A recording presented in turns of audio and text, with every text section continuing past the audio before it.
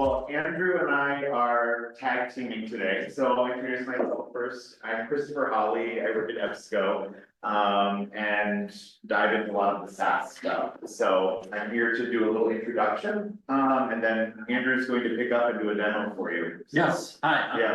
I'm Andrew Niggy. I'm partnered here with Chris, and we're going to talk about eReserve Plus, which is eReserve is a company, and they've built their product as a standalone app within FOLIO. It's a brand new app that they're launching at the end of this year. So I thought I'd share with the WOLFcon community. Yeah, excellent. All right, well, we'll get started. So, as Andrew mentioned, it's been set up. Is there a good way to mouse forward? Spacebar? That's not there. There we go. There it goes. Review.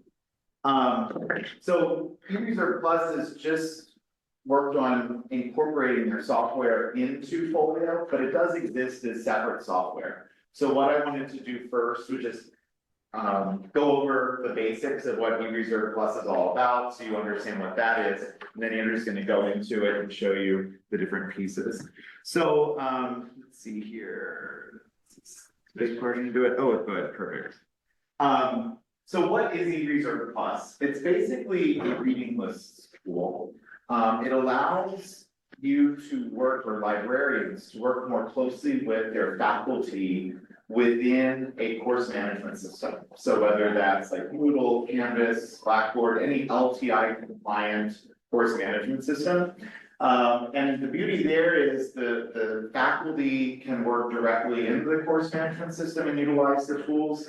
The librarians can actually work either in the course management system or within the eReserve Plus interface. So there's a lot of flexibility with how you can work and access and work with those things. So the big piece of it is the course reading list management. What you're doing then is incorporating your resources that might be in your discovery platform, that could be e-resources as well as physical resources that are in your library, and make those very easy for the faculty to find within their courses so that they can add those items to various elements, whether they're creating exam sections or different segments to the course that they want to add sort of resources to.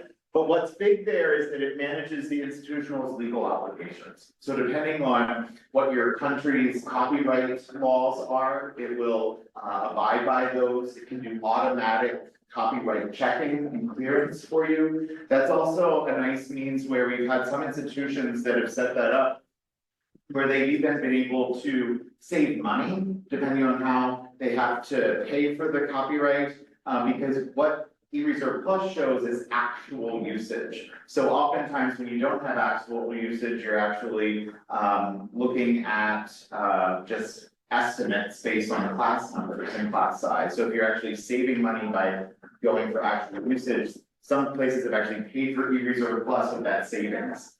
So those are three of the big, I'd say, pillars behind eReserve Plus. So it's a reading list tool that handles your copyright and license management. Let's see here. So a little more detail there. So it provides your reading list and also the analytics software. So in addition to the copyright checking, you're also going to have the benefit of all kinds of really nice usage stats. You can see which students in the courses access things and how many times they've accessed them. The copyright practices are actually built into the software. So I know with some other systems out there like Leganto and other management systems around eReserves, you have to actually build what those rules are. The beauty with eReserve Plus is a lot of that's set up already. So you can let it run its thing. So it handles both the management and the auditing. So what you get is efficiency, accuracy, and automation.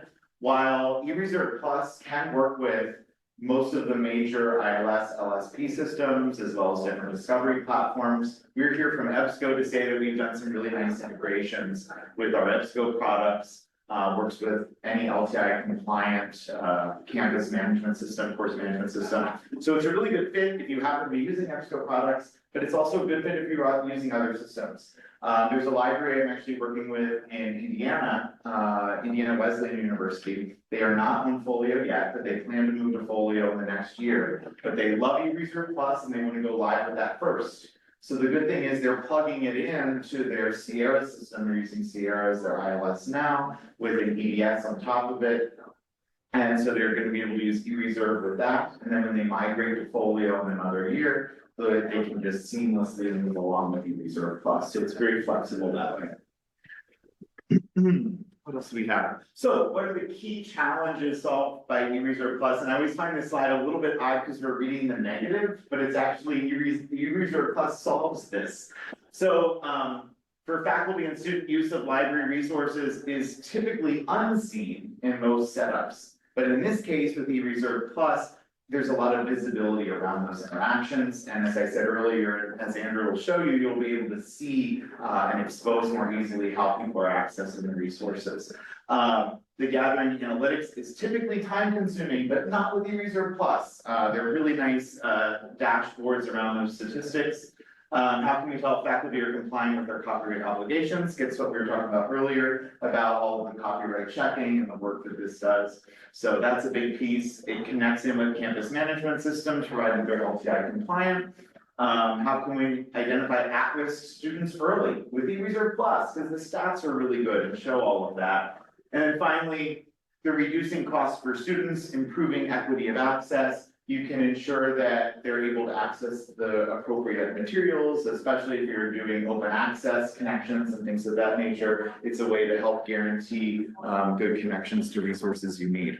So this slide is a nice diagram of how it fits in the full picture of things. So you've got your faculty, you've got library resources, you've got your learning management system right here. And then that talks to eReserve Plus. So eReserve Plus kind of sits in there as middleware between your learning management or campus management system and in this case, Folio or another ILS.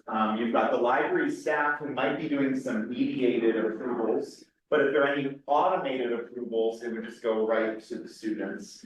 And then obviously you've got some nice reports. So it just kind of helps conceptualize how all that comes in.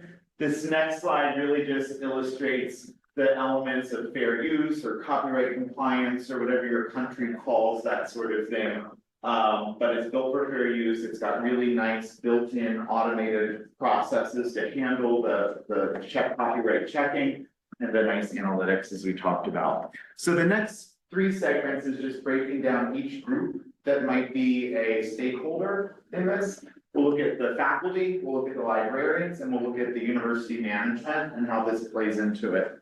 So for faculty, how is it useful? It basically frees up their time for teaching because it's embedding all of this within the course management system. It makes it very easy for them to select resources and plug them in.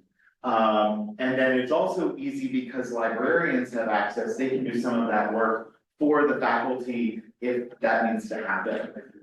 There's this in-list student analytics that we'll see in a second, and then there's also just the embedded learning resources, having everything in one place. I mean, I think any of us who've taken a class in the past 10 years just live in our course management systems. So I mean, this is just a key piece in that. So this is a nice illustration, and Andrew will show this live, but here's embedded resources in your course content. So as you're going through a course, so the exam page, for example, you can see each of the items that, or in this case, a journal article and a book chapter, that are part of that particular course. And then this one's showing the actual usage. So here, from this view on the right-hand side, if I click on one of the resources, I can see which ones have been accessed by the students in the course and how many accesses each student has had. So that's where it gets nice and specific for you. So the librarians, as I mentioned already, librarians are able to do work on behalf of the faculty directly within the course management system from within the eReserve Plus interface, which is great. The beauty here, what Andrew's going to show, that interface is now incorporating the Folio. So you'll be able to just do all your work in Folio and then also bounce into the eReserve Plus apps. You can get into some really nice analytics and reporting that we'll take a look at. And then just the tie-in, if you're using a full experience of Folio with EBS, with Panorama, if you are an EBSCO user and work with our Panorama analytics platform, we can pull in data from eReserve Plus into Panorama as part of that too. So there are a lot of advantages there. And if you can click through the next two, oh, this is an example of the analytics. So here you see some nice stuff around license count, required versus recommended in usage, request processing, and then this is actually showing how that looks within some of the panorama tools. And then continuing on, this is the last bit, benefits for management. It's really down to efficiency and return on investment. I think those are the real key things, just because of ease of use, integrating into existing platforms already. So it really does serve as a really nice middleware between everything. So that's what I wanted to show. And now everybody wins. And everybody wins, right? So now you get to see it in action. All right, let's take a look Yeah. here, and hopefully this does not get messed up.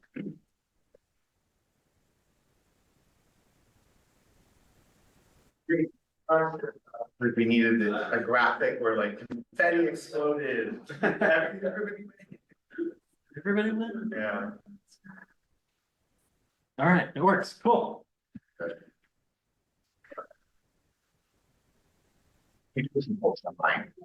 Awesome. Yes. Just want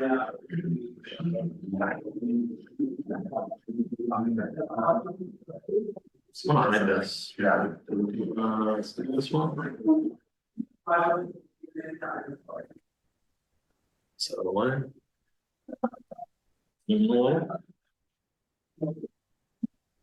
Good. All right. So this is the eReserve Plus platform. And so, as Chris was saying, with, for example, the library in Indiana, where they want to use eReserve Plus, they can start to work with it now, as all of their customers are, by using the eReserve platform. So the eReserve platform is integrated in with the learning management system. So that gives you that integration. So the way they have it broken down here is the idea of a list. So a list is your reading list environment. And so if I go into the lists section, what I would do is select my course, screenwriting.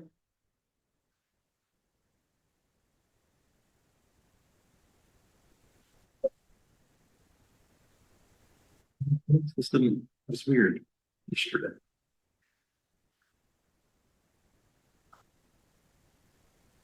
So in the screenwriting course, the faculty can create different reading lists. And so you could have a reading list for week 1 readings, week 2 readings, or section 1, or program 1, or however the faculty can configure that. But you can see that they can build those lists, and we'll show this next, right within the learning management system. So the faculty are likely going to be working there in their learning management system, but this empowers the librarians to have that same level of support. So if you're collaborating with faculty, or perhaps you're offering this as a service to your faculty, you can manage all of that work within the eReserve platform. You don't have to go into the learning management system.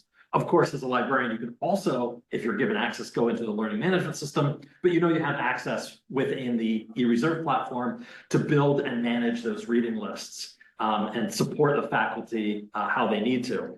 So you can see here in this course, we have a few different reading lists, as well as an ungrouped or unorganized list of readings. So that might just be a general folder. And then we have several readings, maybe a difference of required readings and optional readings.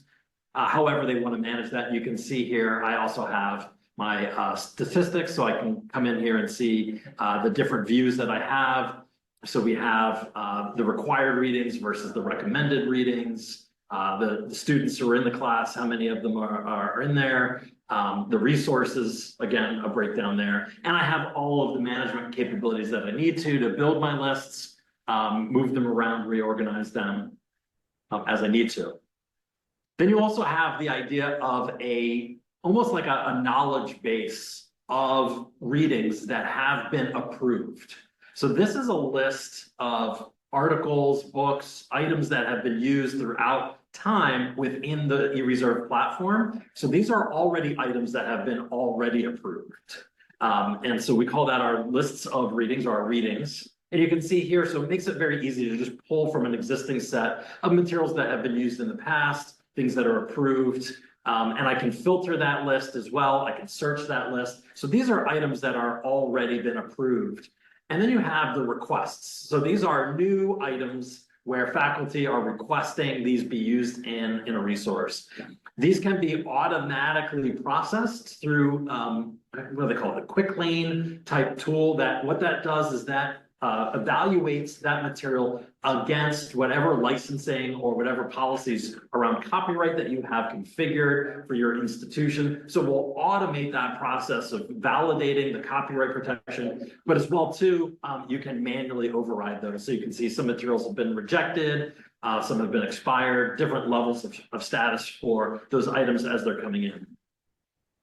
And so the other aspect that we saw a screenshot of is the insights. And then the insights is where I have my analytical view into those materials.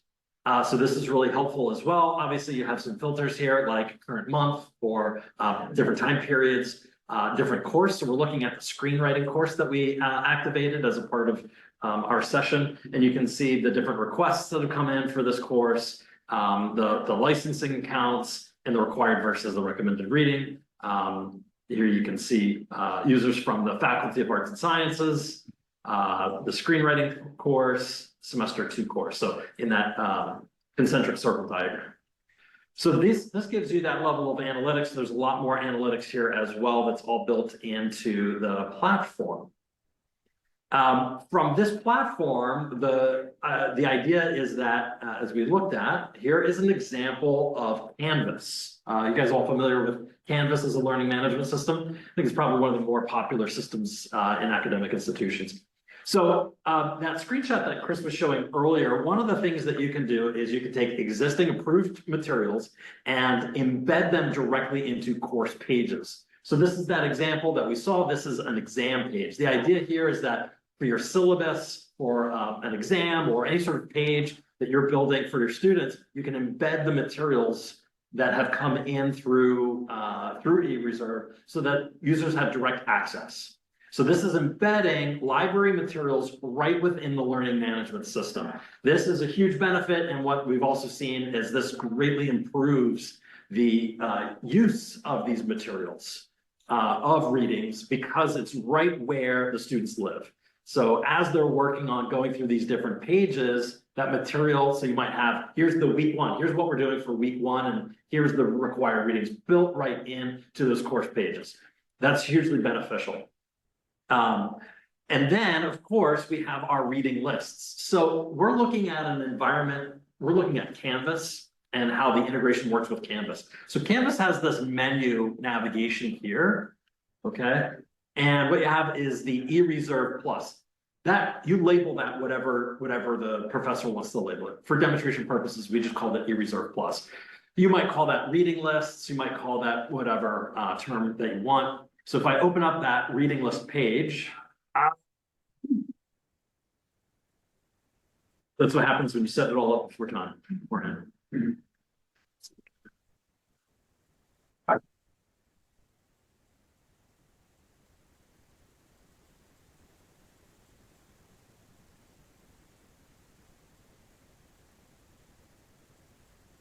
Everybody's watching YouTube. Something's going really slow with the Wi-Fi.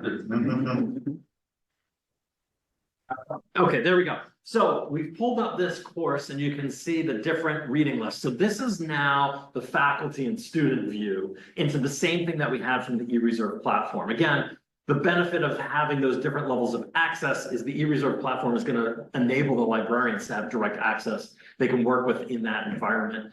They don't have to go into the learning management system where they may or may not have access to support the faculty, but instead here, right within the LMS, you can see the students have direct access to it. I'm logged in as an administrator, so you can see as kind of like a faculty or as a librarian. I have these administrative features that enables me to build and configure the list. So the faculty can work within the learning management system to build out and also get the analytics as well.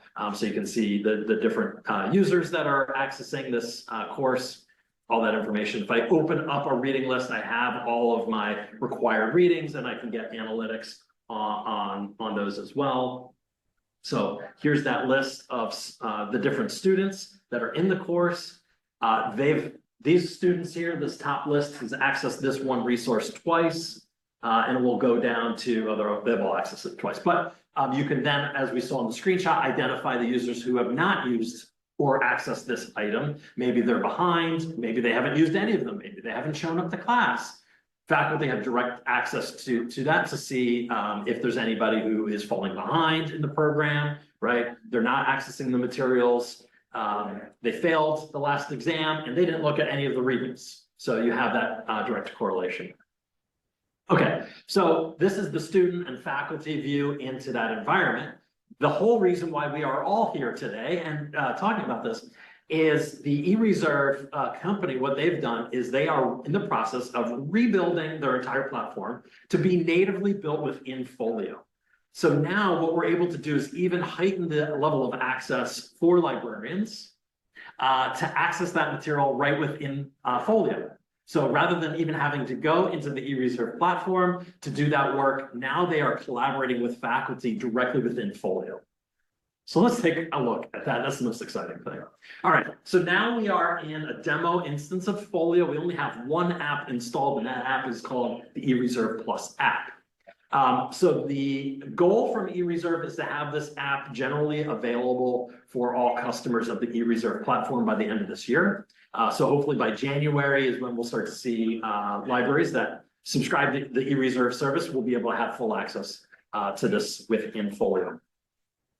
So the navigation, as we saw back here on the eReserve platform, the navigation of the different areas within eReserve is listed up here in the navigation bar. What they've done is they've collapsed that navigation into the menu here. So when I open up this, I have the different areas of functionality, those different levels of navigation. They've currently implemented insights and requests. The others, lists and readings are still in development and will soon be listed here. What they've been looking at is, well, we don't need to recreate our users, their equivalent of a user's app. They're going to reuse FOLIO's users app. So all of the user management, all of that is already done for them within the FOLIO ecosystem. They'll have access to all of that through the existing apps. So there won't be any recreating of the wheel there. But I can jump into Insights. That's the default landing page. That's where I am now. That's where I see my reports. But you can see how they've been able to recreate even these highly graphical displays right within the FOLIO environment. I can also jump into requests. So these are those requested titles. And here's that list. So you can see it's now using FOLIO UI components to generate that list. The eReserve team, what they've said is that they are going to start to, if we jump into their view of requests, they are going to redesign their own interface on their platform to model the design of FOLIO. So you can see with each record, they have this actions drop down where you can take action on those individual items. They're going to be implementing an actions button within their web platform as well. And you have, oh, did I bump something? Something sensitive, don't touch it. So again, they have the same view here using the FOLIO user interface design components. But now the benefit here is that librarians have access to be able to create and manage the reading lists right within FOLIO as well. I could keep going, but I want to see if there's any questions in the room or in chat.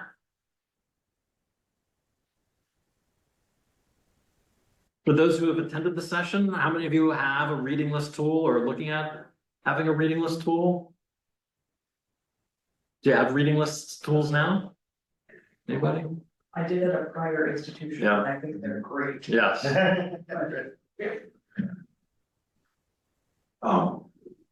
When did they say when this would be available? The goal is to have it all done by the end of this calendar year. End of So this January 1 is the goal for being able to roll it out. This is really pretty cool. Yeah, Yeah. yeah. This is nice. Well, and Andrew and I were talking about this because we both have been involved in the FOLIO over the past 8 years, and it's realizing that vision of another institution creating apps. And I love the fact that it really plays into the flexibility of Folio as a platform and people being able to contribute to it.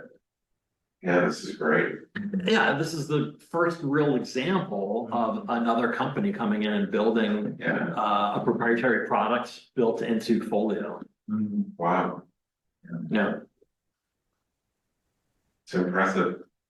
Yeah, super cool. And they did this in like a couple of months. Right. Wow. You know, they've only got half of their product recreated, but they've got half their product recreated in a few months. Yeah, That's great. it's pretty wild. Mhm. Yeah. And they've really halted all of their current roadmaps for their product. And they've put everything on halt and they're fully dedicated to rebuilding everything into Folio. So all their backlog, they just, nope, we're not doing any of that stuff. We're just gonna work on Folio for now until the end of the year. So they're really, really dedicated. Yeah, But again, too, it does work with other ILS systems. So they have customers that are running, you know, Alma and WMS and other ILSs. But being able to have everything built natively within Folio is going to be really attractive for libraries who are on Folio. Well, that's all we had today. I don't want to go too far into the time because it's the end of the day and everybody wants to get to the pub. So